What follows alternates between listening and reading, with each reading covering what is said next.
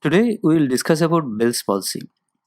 Bell's palsy is an acute weakness or paralysis of facial nerve without an identifiable cause. It was first described by British anatomical scientist Sir Charles Bell. That's why it is called Bell's palsy.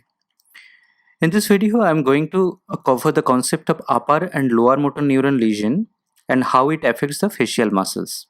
In this view, you can see the motor cortex of brain. Here, this is the coronal section of brain. So these are two hemispheres of brain. These are motor cortex on both sides from where the upper motor neuron of facial nerve comes from. Now here you can see the brainstem. Uppermost portion is midbrain, then pons and then medulla. Facial nerve nucleus present at the lower half of the pons.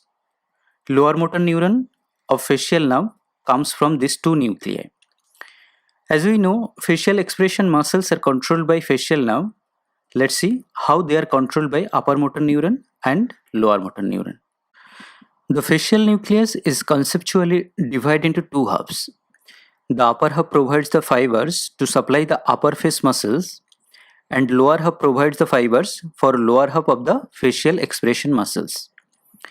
The upper half of the nucleus receives innervation from not only the contralateral motor cortex but also from the ipsilateral motor cortex. However, the lower half of the nucleus is innervated only by the contralateral motor cortex.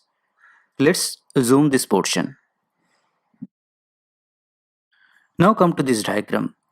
The face is divided into upper and lower with an imaginary line. As I have already said that upper half of the face is supplied by upper part of the nucleus and lower half of the face is supplied by lower part of the nucleus. Now suppose there is an upper motor neuron lesion. So what would be the clinical findings? In this case, you will see paralysis of the contralateral lower facial musculature. Question is, why not the upper facial muscles? This is because of the ipsilateral innervation. Upper facial musculature receives bilateral innervation. This concept is very important. In this case, you can see patient is unable to smile on affected side or simply unable to raise the corner of mouth.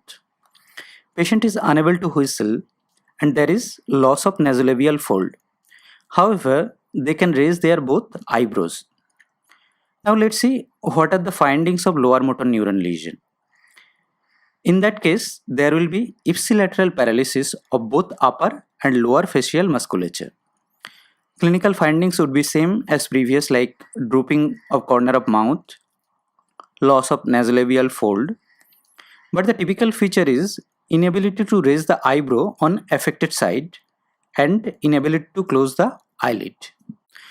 I hope you can diagnose now if it is upper motor neuron lesion or lower motor neuron lesion only by seeing the clinical symptoms. Okay, here is a test for you. Pause the video and watch the facial expression carefully.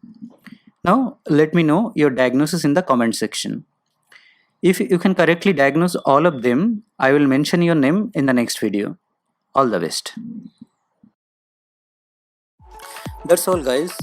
If you have enjoyed this video, please like, comment and share, and don't forget to subscribe. Thank you.